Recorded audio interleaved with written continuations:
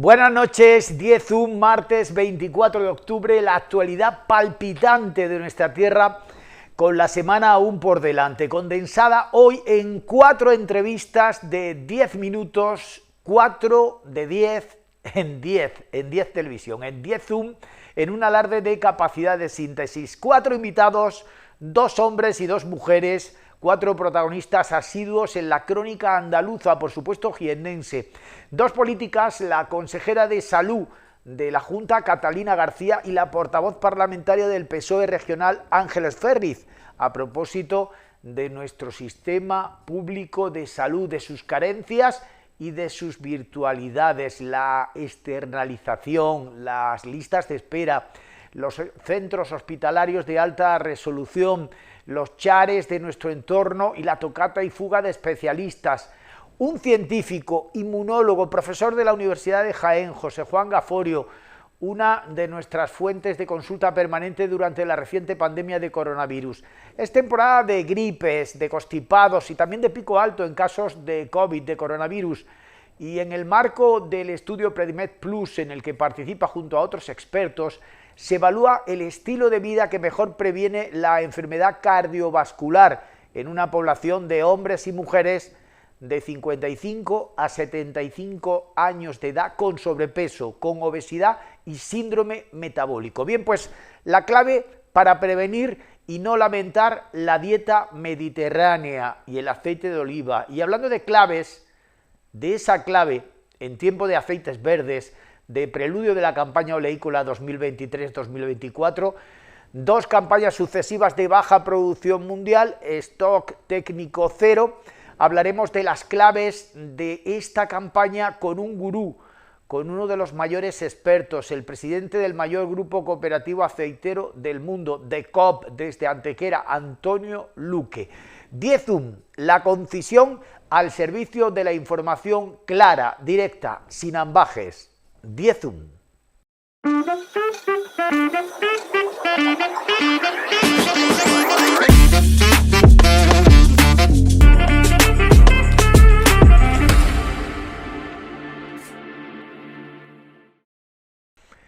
Ella es Ángeles Ferriz, la portavoz del PSOE en el Parlamento andaluz, vicesecretaria general del PSOE de Andalucía. Ángeles Ferriz, buenas noches. Buenas noches, Manolo. Dice la consejera de Salud que es necesaria la externalización, el concierto con la sanidad privada, porque con un 20% más de pacientes, evidentemente, y menos médicos, no hay otra salida.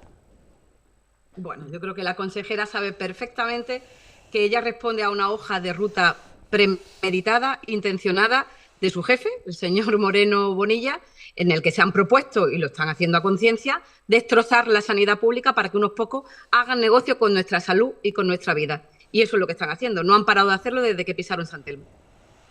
Dicen algunos que no se pueden dar 3/4 al pregonero, y siempre cuando hablan, tanto Moreno Bonilla como la titular del ramo, la paisana Lina García, aducen que sus cifras sanitarias del sistema público de salud andaluz son mejores que en 2018 con un gobierno socialista de Susana Díaz.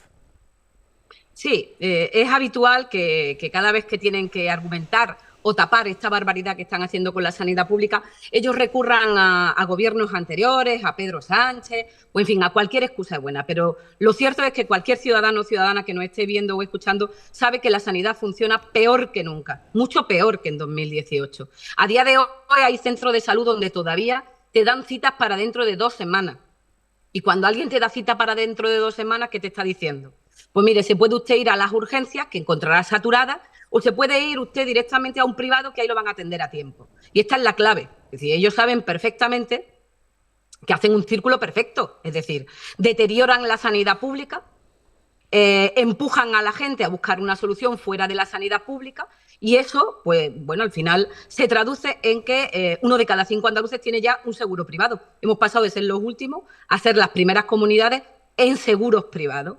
Y eso se traduce en que las personas que tienen una necesidad de salud de ellos o de su familia saben que en la sanidad pública es difícil que te den una respuesta en un tiempo razonable, porque pagar es la única manera de que te atiendan en un tiempo razonable. Y entonces, bueno, ellos se pueden amparar en lo que quiera, pero la gente que nos está viendo sabe perfectamente que están recibiendo citas para que lo vea un especialista para junio de 2024, que están esperando más de 6, 8 y 10 meses para que los operen, y saben perfectamente que hay sitios sin pediatra y saben perfectamente lo que está pasando en la sanidad pública. Y como digo, esto no es casual, por más excusas que busque la consejera.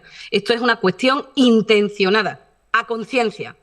Deteriorar el sistema público para tener un argumento y regar de millones la sanidad privada, que es lo que están haciendo. Y para eso, bueno, pues se justifican en determinadas cosas. Una de ellas es la falta de profesionales. Una burda mentira que no desmiento yo, sino el propio Colegio de Médicos y el Sindicato Médico. Pero ¿el primer recorte se produjo o no con un gobierno socialista? Aquel recorte que parecía obligado por exigencias europeas de la crisis, etcétera, etcétera. Ese recorte se produjo y hay cifras que tampoco niega el Sindicato Médico y el resto de interlocutores de la sanidad pública andaluza. Mire, yo no tengo ningún problema en hablar de los gobiernos socialistas anteriores. Hace 5 años que no gobernamos en Andalucía. Obviamente nosotros tuvimos aciertos y seguramente errores. Y también es verdad que vivimos unas circunstancias en un contexto económico muy complicado. Pero la línea roja que nunca traspasó el PSOE es hundir la sanidad pública. Entre otras cosas porque la hemos construido nosotros. Y a día de hoy tenemos un presupuesto, el mayor de la historia de Andalucía. Tenemos un gobierno de España y Europa que riega de millones a la Junta de Andalucía todos los días, y lo que no se entiende es que teniendo más dinero que nunca, la sanidad funcione peor que nunca. Igual que no se entiende que si tú tienes un sistema público y tiene carencias, en vez de destinar el dinero a suplir esas carencias en la sanidad pública, tú lo que hagas sean planes de choque de cientos y cientos de millones para la privada. Igual que no se entiende que tú digas que no hay médicos, pero que abran un hospital privado en Jaén y no tengan ningún problema para encontrar médicos, enfermeros y cubrir todas las especialidades. En fin, todas las excusas y las culpas que echa Moreno Bonilla y nuestra consejera de Jaén, desde luego no se sostienen. Y por eso la gente está en la calle. O la gente está en la calle porque la sanidad funciona estupendamente, como dice la consejera.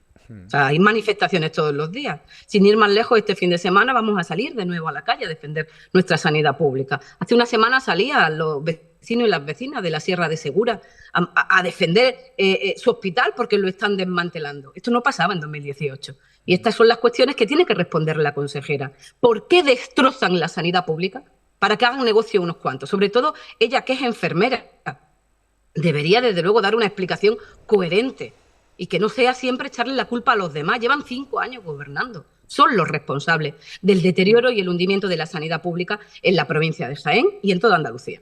Marea blanca nuevamente este fin de semana en las capitales andaluzas. La situación de los chares que ha puesto de manifiesto el Grupo Parlamentario Socialista y concretamente Ángeles Ferriz en sesiones parlamentarias del Pleno del Parlamento andaluz. El caso del Hospital de la Sierra de Segura, de la Puerta de Segura y otros con anterioridad, el de alta resolución de Andújar. Se venía hablando durante los 2 últimos años de la falta de especialistas, que era una forma también sibilina de desmantelar, derivar a pacientes de esa zona a otros hospitales que están más alejados. Esa es la tendencia mortecina de ese proyecto de Café para Todos en la sanidad pública andaluza, que fueron los centros hospitalarios de alta resolución.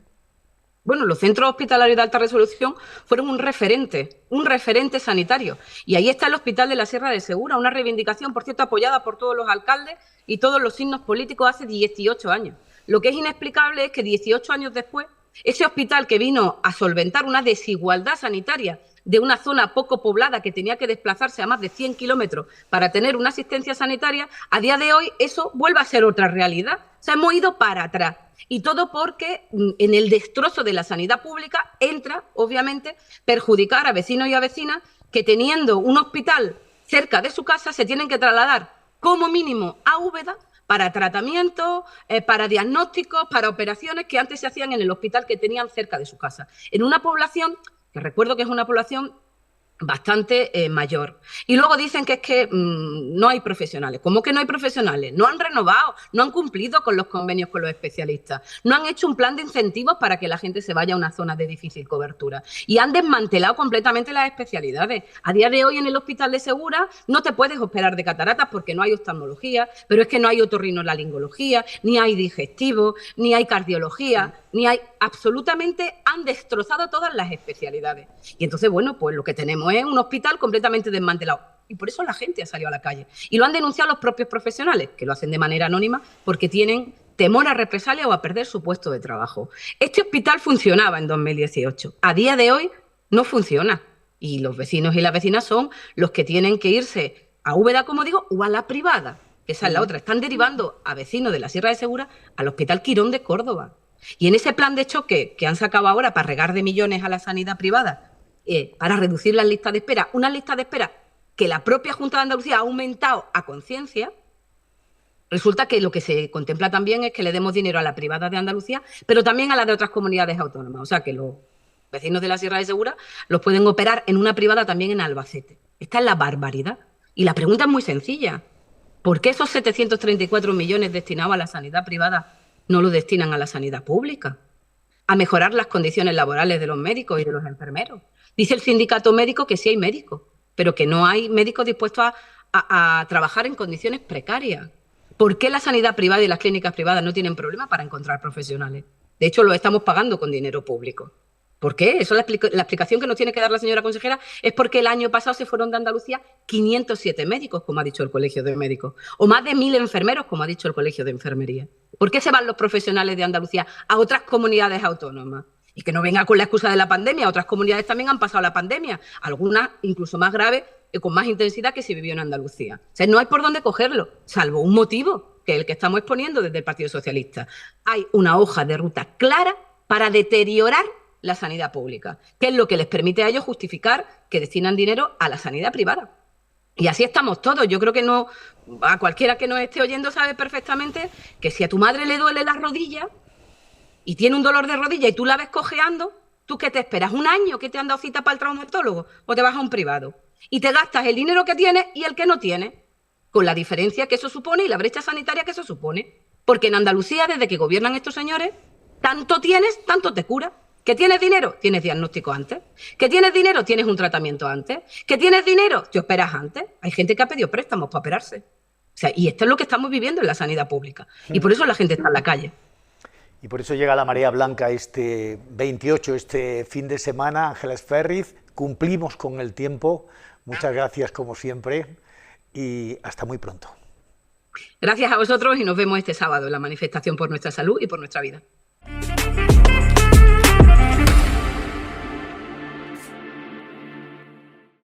Del mal el menos, Catalina García, consejera de Salud y Consumo de la Junta de Andalucía. Buenas noches. Muy buenas noches. Usted afirma que los conciertos con la privada son necesarios con un 20% más de pacientes y menos médicos. Sin embargo, la oposición política, también el sindicato médico en las últimas horas, niegan la mayor. Dicen que si no hay médicos es porque las condiciones ofertadas por el sistema público andaluz de salud son precarias.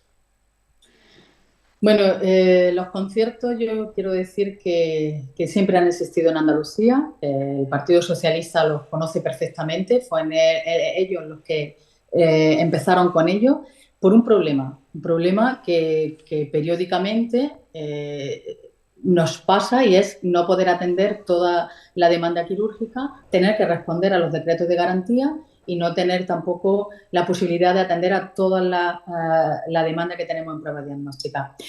Han existido los conciertos con el Partido Socialista gobernando casi 40 años en Andalucía, y recuerdo una provincia como es Cádiz, donde tenemos restringida la asistencia sanitaria pública que no sea concertada por una decisión política, y nosotros lo único que hemos hecho es continuar con esos conciertos hasta que nosotros seamos capaces de conseguir que el sistema sanitario público sea capaz de absorber toda la demanda.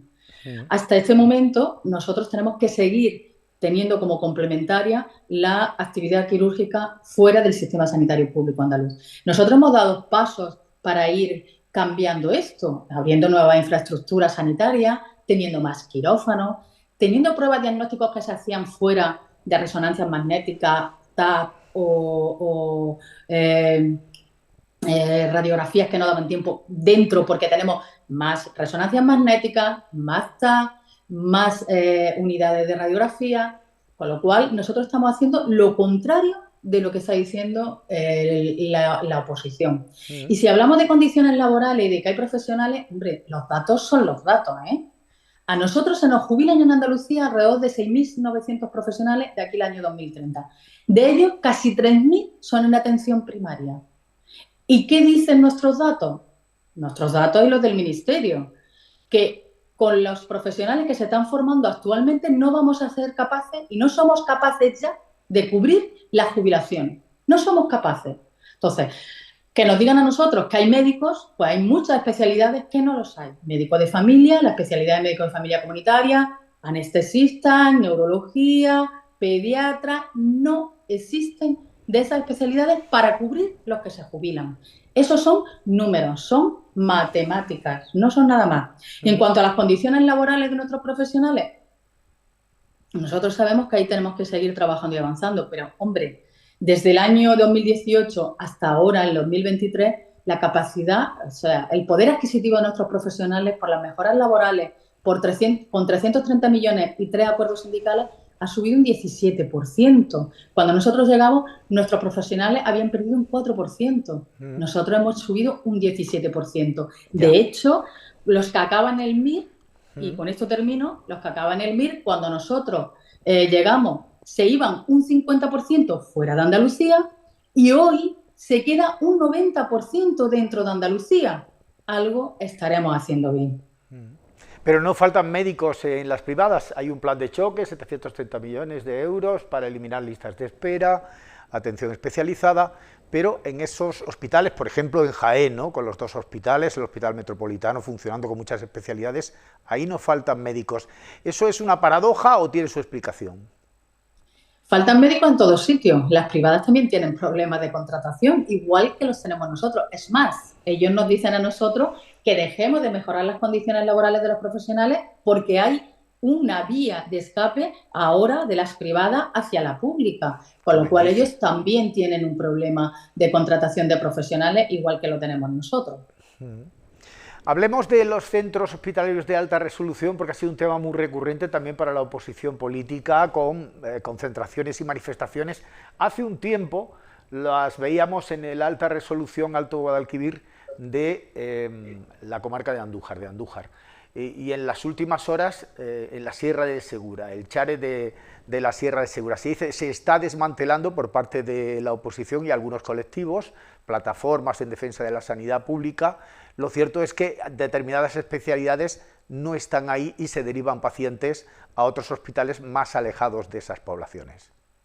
Bueno, a mí me gustaría dejar claro que nosotros no tenemos la intención de desmantelar absolutamente nada, sino todo lo contrario. Yo me acuerdo cuando yo visité por primera vez el Hospital de Segura de la Sierra hace 4 años y me encontré con que ese hospital tenía goteras, hacía años que estaban conducidas, habían hecho tuberías desde las goteras a cubos y entraba a una sala de rayos, a una sala de consulta de un médico y te encontrabas con eso. Eso se podría pensar que era el desmantelamiento o la antesala a un desmantelamiento de la sanidad pública, porque ¿qué gobierno puede mantener un hospital en esas condiciones? Nosotros llegamos, eliminamos eso, y lo primero que se hicieron fue programar las obras para eliminar todas esas goteras y eliminar todo eso.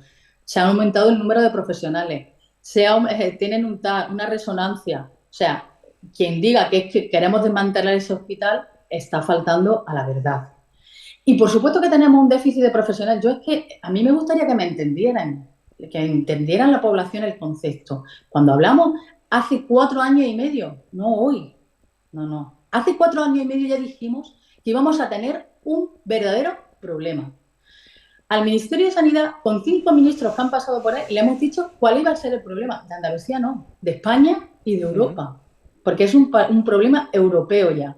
Con el déficit de profesionales. Le pedimos al Ministerio 2 cosas muy sencillas.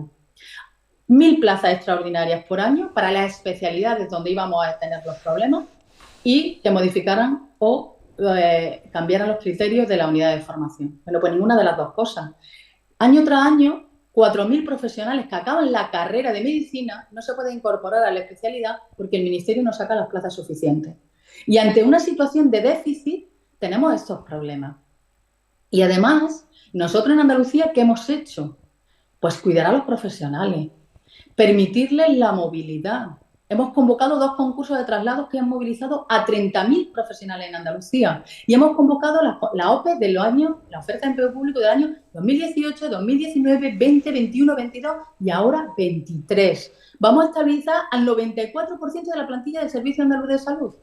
Y eso conlleva los problemas de que los profesionales deciden y se mueven. Y nuestro problema como administración es cubrir esos puestos que quedan libres después de que los profesionales hayan decidido y se hayan movilizado, sin olvidarnos del gran déficit de profesionales, que insisto que es el problema para el Hospital de Segura de la Sierra y para el Hospital de Cabra. Pero había un compromiso, consejera, un compromiso electoral, y era invertir en atención primaria, para mejorar en atención primaria, porque dicen algunos de nuestros conciudadanos que no entienden que una atención directa, atención primaria, con su médico de familia pueda demorarse días. Eso no es entendible, o más de una semana. ¿Esa inversión, ese compromiso electoral se está cumpliendo? Estamos trabajando para cumplir ese compromiso electoral. En primaria tenemos el mismo problema. Yo he dicho cuál es nuestro déficit, y la especialidad de médico de familia comunitaria es un déficit, pero aún así trabajamos de mano de, sabéis que hay un acuerdo en mesa sectorial para avanzar en el nuevo modelo de atención primaria, pero también existe un compromiso con colegios profesionales, con sociedades científicas y los propios profesionales del Servicio Andaluz de Salud, que vamos a cerrar un programa especial para ese nuevo modelo de atención primaria. Ese nuevo modelo de atención primaria, si recordáis, llevaba pues esas 35 jornadas para los médicos de familia, 25 para pediatría, reducción de los cupos, también aumento de las capacidades y de las competencias de otros profesionales, la incorporación de muchos profesionales que irán para el presupuesto del año 2024.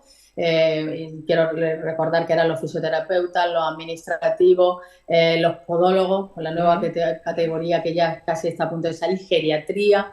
Entonces, el aumento de la capacidad diagnóstica de nuestra atención primaria, que llevará a la formación específica de los profesionales, pero también con el aumento de la tecnología dentro de la atención primaria. Y quiero recordar nuevos ecógrafos, nuevos retinógrafos, analítica en aquellos puntos de urgencia y de atención primaria que ahora mismo no lo tienen, para que puedan tener una mayor capacidad resolutiva y tengan que hacer las derivaciones que tengan que hacer, pero que las que puedan hacer ellos resolutivamente no exista ese camino.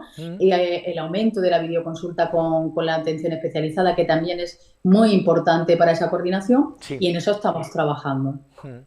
10 minutos, y se me ha quedado un tema que yo creo que es muy importante por la situación de nuestros adolescentes, preadolescentes, la salud mental, que se demora muchas veces esa consulta especializada y que ahora se busca la solución en el mismo lugar, en la privada. No sé si ahí puede haber también un debate ético, quién atiende a nuestros menores, como puede ocurrir también cuando se hablaba por parte de determinadas formaciones políticas del PIN parental en materia educativa. ¿Quién atiende a nuestros adolescentes y preadolescentes con una crisis de ansiedad, con tantas y tantas lagunas que pueden existir entre lo que es un código deontológico en un sistema público de salud y lo que puede ocurrir en determinadas empresas privadas? ¿Esos márgenes y esas homologaciones también están claras en el punto de partida? Consejera, estamos fuera de tiempo para responder.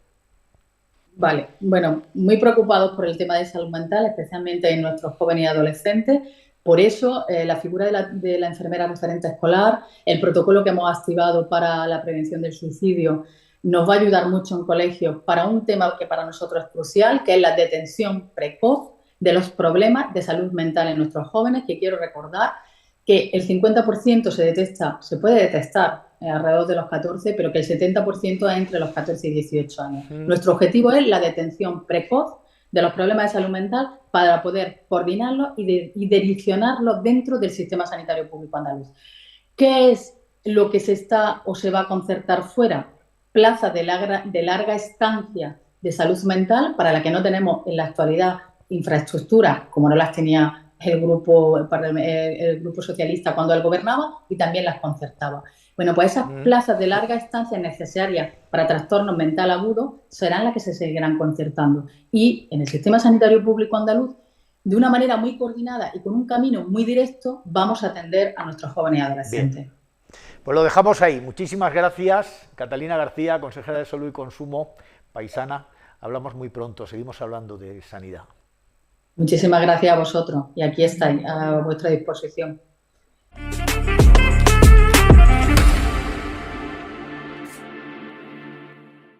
La salud realmente es lo que importa. Además, tenemos que subrayar lo importante, lo hemos hecho mucho durante la pandemia, que es prevenir antes que lamentar.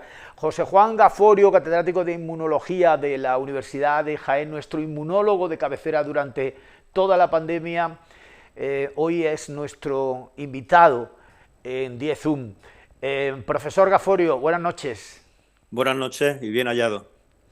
Estudio Predimed Plus, nueva entrega, población de 55 a 75 años de edad, con sobrepeso, con obesidad y síndrome metabólico. Hay un riesgo extremo de enfermedad cardiovascular y, por supuesto, de efectos perversos con una infección grave de coronavirus, de COVID-19, ahora que estamos en pico alto, como de la gripe, ¿no? Es un momento de constipados, de resfriados. La clave es la prevención, ejercicio y dieta mediterránea. Sí, nosotros siempre apostamos por la prevención. Cuando uno tiene una patología, pues al final tiene que acudir al médico para que le pongan un tratamiento, pero siempre lo mejor es prevenir cualquier tipo de patología, y en este caso pues estamos hablando del COVID. Y después de una serie de años que llevamos ya con el COVID, pues ya sabemos algunas cosas que nos pueden ayudar a prevenir el que uno se infecte y el que uno pues pueda padecer un COVID agresivo, un COVID grave. Y entre otras cosas, pues evidentemente está los estilos de vida, y dentro de los estilos de vida la alimentación es absolutamente fundamental. Vayamos por partes, porque lo que está claro es que hay ahora, es un comentario generalizado, y nos vamos a la ciencia para confirmar o refutar. Hay muchos más casos de COVID. Hemos pasado distintas ferias preotoñales y ya otoñales, y decía, después de la feria, no sé cuántos casos en el hospital de referencia, tratados, etcétera, etcétera. Estamos en periodo también de vacunación para población de riesgo, para las personas más mayores. ¿Realmente es preocupante este momento tras los periodos de vacunación previos? Ahora, casos graves realmente hay pocos. Sí, no, yo no quiero ser alarmista en absoluto. El COVID tiene una serie de picos a lo largo del año, y por lo que estamos viendo en los últimos años, ahora entramos precisamente en esa semana, en esos meses donde va a haber otra vez un aumento de casos, que ya lo estamos viendo. Pero afortunadamente no tienen la gravedad que tuvieron en las primeras semanas, los primeros meses de esta infección. Lo que sí hay que tener precaución, porque hay una serie de personas que están con ciertos factores de riesgo ya añadidos, y que si esas personas no se cuidan y se infectan por el SARS-CoV-2, pues pueden padecer un COVID grave y pueden tener secuelas importantes. Más teniendo en consideración la patología que últimamente se está describiendo, que es el long COVID, el COVID crónico, que está afectando a algunas personas, y que ya no estamos hablando de una patología aguda, sino que ya se alarga en el tiempo y deja algún tipo de secuelas que para ciertas personas pues realmente son invalidantes, llegan a ser incluso hasta invalidantes, ¿no? Así que efectivamente estamos en un momento de aumento de casos, no son tan graves como era antes, pero siempre que nos podamos evitar el pasar por una infección como esta, pues bienvenido sea, ¿no? En cualquier caso, como decíamos, con ese grupo de población de obesos de 55 a 75 años de edad, y como subraya ese estudio de Predimed Plus, es muy importante la dieta mediterránea. Es algo que sorprende también en otros países nórdicos, es que en la dieta mediterránea siempre, quierase o no, está la verdura presente, ¿no? Y también el aceite de oliva en nuestro caso, ¿no? Porque ya fuera de cámara me decía el profesor Gaforio, yo estoy bien, afortunadamente, me cuido, sigo haciendo ejercicio y el aceite de oliva, y ahora tenemos esos verdes, esos tempranos que están llegando, no me falta. Y bueno, lo que sabemos dentro del COVID es que el nudo gordiano de esta infección, de la enfermedad que produce, es un exceso, un proceso inflamatorio excesivo.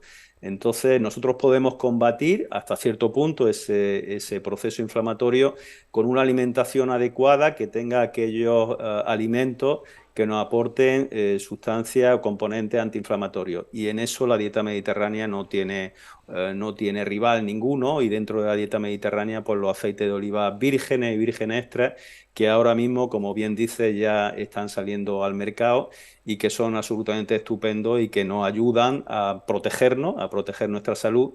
Y dentro de esta salud, pues evidentemente está protegernos de una infección como esta. Tengo que decir que no es mano de santo, es decir, que por mucho aceite de oliva virgen extra que tomemos, bueno, pues podemos tener patología, es decir, no estamos hablando de una cura milagrosa, estamos siempre hablando de factores de riesgo, de estilos de vida que nos pueden ayudar a prevenir patologías como esta. No quiero hacer yo paralelismos ni comparaciones odiosas, pero estamos viendo, acabamos de hablar con la consejera de Salud, estamos viendo cómo determinadas especialidades cuestan un potosí, listas de espera para intervenciones quirúrgicas, etcétera, etcétera. Hay gente que se va a lo privado. Con el aceite de oliva está pasando algo parecido, porque se está encareciendo de una manera exponencial, ¿no? Habida cuenta de la escasez, ¿no? y el cambio climático. Es como si fuera bueno, pues una solución a muchos problemas dentro de un consumo responsable, pero es más difícil acceder a él. Sí, este es un tema muy importante, que también hace poco hemos publicado dentro del estudio Predimes Plus un artículo en este sentido, porque lo que estamos viendo es que comer sano es más caro que comer de forma insana. Hasta hace poco tiempo yo decía que era más barato comer sano, y ahora digo todo lo contrario. Efectivamente hay alimentos, lo estamos viendo todos los días que vamos a comprar, alimentos saludables, alimentos naturales, que cada vez valen más, y sin embargo hay alimentos procesados y ultraprocesados que son muy baratos, con lo cual en estos momentos de crisis, que ya lo llevamos arrastrando durante varios años, le estamos diciendo a la población que coma sano, y sin embargo al final cuando van a comprar se encuentran con que este tipo de alimentos son los más caros, con lo cual aquí hay un problema a nivel de sociedad, y estamos mandando una información desde la ciencia a la población que después cuando van a comprar se las ven y se las desean para llevar este tipo de dieta, ¿no? Así que efectivamente este es un tema, creo yo, que es muy importante, ¿eh? Hablamos de una población ya de cierta edad, madura, con sobrepeso, con obesidad, y bueno, incorporábamos la dieta mediterránea como una solución para esa pérdida de peso, también la promoción de la actividad física, el apoyo conductual sobre la aparición de nuevos acontecimientos en enfermedades cardiovasculares, pero lo cierto es que no es tan fácil, decíamos, por una cuestión económica, también por un cambio de mentalidad, ¿no? En nuestro país, en nuestra tierra, eso de olvidarse de determinados consumos y mantener una dieta realmente sana, aunque tengamos acceso económico a ella. Sí, estamos cambiando las prioridades, estamos cambiando el tipo de alimentos que ponemos encima de nuestras mesas, y eso es más evidente casi en la gente más joven. Y además lo que yo también estoy viendo es que la mayoría de la gente ya no quiere perder mucho tiempo, y perder entre comillas, haciendo la comida. Yo siempre digo que hay que priorizar, y si uno entiende que alimentarse de forma saludable es importante, pues si tiene que dedicarle un poquito de tiempo, pues que no pasa absolutamente nada, que sea un tiempo ganado. Y ahora, afortunadamente, con las cocinas, todo lo que tenemos en la cocina, las ollas ultra rápidas, el wok, es decir, hay distintos utensilios que ya no tenemos que estar toda la mañana haciendo el puchero, sino que lo podemos hacer de forma bastante más rápida. Así que efectivamente estamos cambiando los usos, y estamos cambiando la forma en la que nos alimentamos. importando otras costumbres de otros países que sabemos a ciencia cierta que son absolutamente no saludables, mientras que lo que teníamos aquí, lo que tenemos todavía, son dietas saludables y eso es lo que tenemos que promocionar. Es muy importante porque estamos en un momento también de invierno, de matanzas, y estamos hablando de esa incidencia perniciosa de la obesidad, de la diabetes, de determinados tipos de cáncer, incluso de demencia senil, de Alzheimer, con una mala dieta, sí, y con obesidad. Lo mismo que para sufrir otro episodio de coronavirus, de COVID. Por tanto, como decíamos al principio, profesor Gaforio, prevención para luego no lamentar. Efectivamente, prevención, y dentro de la prevención, la dieta, lo que comemos todos los días, es absolutamente fundamental. Y eso tenemos que cuidarlo, tenemos que darle la importancia que tiene y afortunadamente tenemos donde fijarnos, es decir, ver lo que se ha consumido durante toda la vida en la cuenca mediterránea e intentar seguir con este tipo de dieta, no importar otros estilos de vida y otros estilos de dieta que hay en otros países que no son saludables. Pues confiemos en ello, el mensaje está ahí, prevenir antes que curar, antes que lamentar. Seguiremos hablando porque llegan esos picos altos y es bueno insistir en ello precisamente ahora cuando ha cambiado sustancialmente un alimento de referencia muy recomendable con expertos como el profesor Gaforio, el aceite de oliva, que se ha convertido en determinadas economías domésticas en un artículo de lujo. José Juan Gaforio, profesor, muchas gracias, buenas noches como siempre. Buenas noches y gracias siempre a vosotros.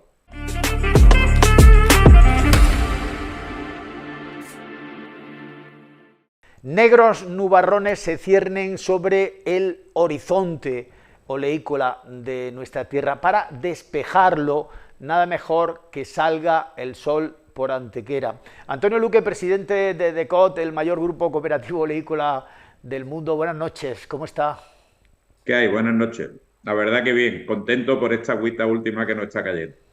Más de 100 litros en algunos puntos de la provincia de Jaén. Hablábamos insistentemente, acesantemente en Espoliva, don Antonio, del agua, de la pertinaz sequía y de esa necesidad de que llegara el agua en tiempo y forma para tener una cosecha media. Finalmente no va a ser una cosecha media, ya conocemos el aforo de la Junta, ha hablado de un 7,5% más en Andalucía, en torno a 550.600 toneladas, un 20%, no sé si muy alegre esa predicción en Jaén, 215.000 frente a las 179.800 de la última campaña, crecimiento de un 15% en el conjunto español, 765.300 toneladas en contraste con las 664.000. Seguimos hablando de un escenario, Antonio Luque, de el lance técnico cero al final de esta campaña y de la próxima. Efectivamente, con la producción que esperamos, yo creo que ya todo el mundo conoce, como bien dice, la estimación de la Consejería de Agricultura, del Ministerio de Agricultura. Bueno, pues eso nos lleva a que al final de la campaña próxima vamos a tener un enlace mínimo, similar al de en este momento, que es prácticamente cero. Es verdad que hay que ver qué va a pasar con los consumos a nivel mundial. Está claro que los consumos tenían que bajar, han bajado y probablemente tengan que bajar un poquito más todavía porque si no, no vamos a tener existencias para llegar a final de campaña. Y bueno, deseando de que siga la climatología, pues lloviendo, este otoño necesitamos mucha agua, que cojan agua los pantanos, cojan agua los pozos y que podamos plantearnos un futuro de otra manera distinta. Es verdad que con cosechas más grandes en los primeros años pues vamos a tener otra vez problemas de mercado, pero bueno, necesitamos el agua, es fundamental. Más es menos, más es más precio y menos importaciones, porque ya se está hablando de las prohibiciones expresas en Turquía, lo que pueda ocurrir en Túnez, incluso en Marruecos. Por tanto, más constreñido a un mercado donde la industria almazarera, en algunos puntos, como aquí en la provincia de Jaén, ha dado un primer paso sobre pretexto de los aceites tempranos y está comprando aceituna a 1,20, 1,30, 1,40, 1,50. No, dicen que es un bulo eso de 1,40, 1,90 o 2 euros el kilo, excluyendo el rendimiento graso. ¿Eso pervierte la oferta y la demanda en este punto?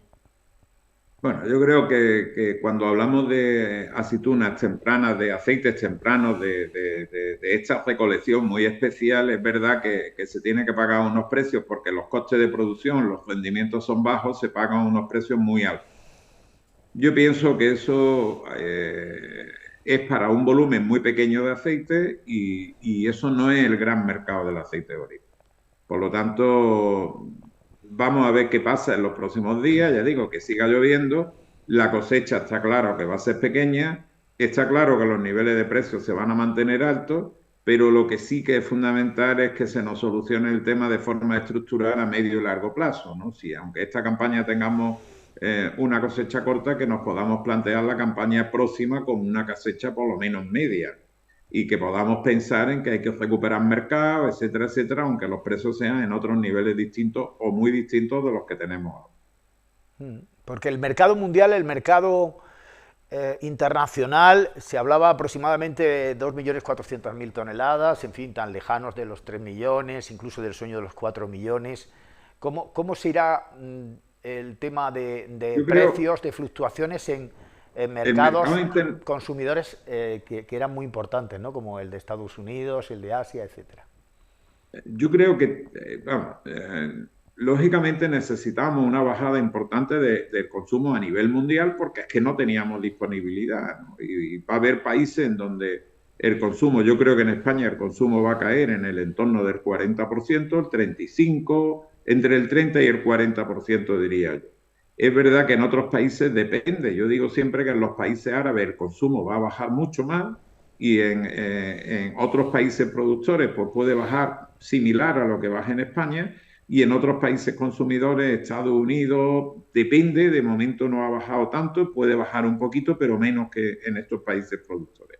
Por lo tanto, todavía no podemos hacer un análisis claro de cómo van a evolucionar los consumos en las distintas zonas geográficas. Lo que sí está claro es que hay países como Turquía, por ejemplo, que han limitado la exportación de aceite a granel, ha hecho igual Marruecos. Bueno, yo creo que está habiendo unas distorsiones de los mercados y vamos a ver cómo evolucionan los precios y los abastecimientos en algunos países. Yo creo que es fundamental que España intente mantener lo máximo posible los mercados. Está claro que si en España nos vamos a tirar 2 años, que lo máximo que hemos podido vender de aceite español es en el entorno de 700, 800.000 toneladas, porque no tenemos más, está claro que cuando tengamos una cosecha de 1.500.000, 1.600.000, 1.800.000 toneladas, recuperar el mercado de forma inmediata va a ser difícil. Por lo tanto, ahí va a haber un momento difícil y complicado. Pero por eso yo insisto mucho, cuanto antes tengamos unas cosechas normales, nos pondremos a trabajar en cómo recuperar esos mercados y bueno, veremos cómo podemos salir de esta situación tan complicada que tenemos. Con una buena locomotora sería todo más fácil, ya lo predijo Antonio Luque en su momento con Sos Cuétara. Ahora se habla de nuevo de la venta de óleo, 400 millones de euros, fondos de inversión, de un fondo de inversión a otro, y con intentos reales del sector oleico español de aproximarse. ¿Eso es una utopía en este momento, señor Luque? Yo creo que es muy difícil, evidentemente. Hay pocas empresas en España y menos en el sector productor que tengan capacidad financiera para una inversión de ese calibre. Pero cierto es que probablemente también sea una oportunidad que pierda el sector en España. Yo creo que todas las administraciones españolas, tanto el gobierno central como el gobierno autonómico, deberían de plantearse seriamente que una empresa como esa, yo creo, para darle estabilidad al sector, yo creo que habría que buscar la manera de que se quedara en España y si fuera propiedad del sector productor, de cooperativas, de agricultores, yo creo que muchísimo mejor, ¿no? Complicado, complicadísimo, no voy a decir que sea fácil, ¿no? Pero bueno, probablemente si esa empresa es comprada o bien por un fondo, por un grupo inversor de países árabes o de Asia o de Francia o digo países que hemos leído en prensa que hay posibles fondos o posibles multinacionales interesadas en comprar de esos países, yo creo que no sería bueno para el futuro del sector. Ya digo, en el año que tengamos una cosecha muy grande en España, y ojalá sea cuanto antes, significaría que hemos tenido un magnífico año de pluviometría. Ese año vamos a tener problemas en la comercialización del aceite y nos vamos a estar acordando de todas las posibilidades que a lo mejor hemos tenido y hemos perdido. Por lo tanto, difícil, no sabemos qué pasará, ya veremos quién puede ser los compradores o el comprador de esa compañía, si se va a vender, pero insisto, yo creo que deberíamos de plantearnos seriamente el tema y sería una pena que el sector en España perdiera esa oportunidad. Y para eso yo creo que las administraciones autonómicas y central deberían de darle una vuelta a esa situación. Y los grupos oleícolas españoles, no sé si se articula realmente en este momento una alternativa también con el apoyo, lógicamente, del sector financiero de nuestro país. ¿Hay alternativa gestándose o no? ¿O se descartó como se publicó en su momento? Yo creo que es difícil en este momento. Yo no conozco concretamente alternativas que puedan acceder a esa operación y bueno, tampoco descarto que las pueda haber y que surja en cualquier momento. Y bueno, pues también va a depender si hay un apoyo o puede haber un apoyo de las administraciones, como he dicho antes. Yo creo que vamos a tener unos meses con poco aceite y probablemente con mucho debate sobre este tema. Poca cosecha, 2 consecutivas, es el momento al hablar del presidente del gigante cooperativo oleícola de nuestra tierra, precisamente de ese mensaje que a veces se olvida al pensar en aforismos como pájaro en mano que ciento volando. El cooperativismo aceitero ante una nueva encrucijada. Hay poco producto y hay que mantener la lealtad y fidelidad de sus socios. Mensaje final. Bueno, yo creo que los agricultores deberíamos de ser conscientes de la importancia que tiene para el futuro del sector el que mantengamos cooperativas y grupos cooperativos fuertes, sólidos. Es verdad que cuando hay una situación como esta es muy dado a muchos operadores comprando aceituna muy cara, incluso sacando precios absolutamente imposibles, ¿no? Pero yo creo que los agricultores tenemos que ser conscientes de que en los próximos meses, años, inmediatamente que tengamos una climatología buena, vamos a tener grandes cosechas, vamos a tener que sacar mucho volumen de aceite, vamos a tener que comercializar mucho volumen de aceite. Y yo creo que el modelo cooperativo se va a consolidar, se va a continuar consolidando como una de las alternativas viables para que nuestros agricultores puedan seguir viviendo dignamente de su actividad. Confiemos en ello. Antonio Luque, presidente de DECOT, y que salga el sol por Antequera. Buenas noches. Que salga el sol para toda Andalucía, pero después de haber llovido bien muchos litros. Buenas noches. Que así sea.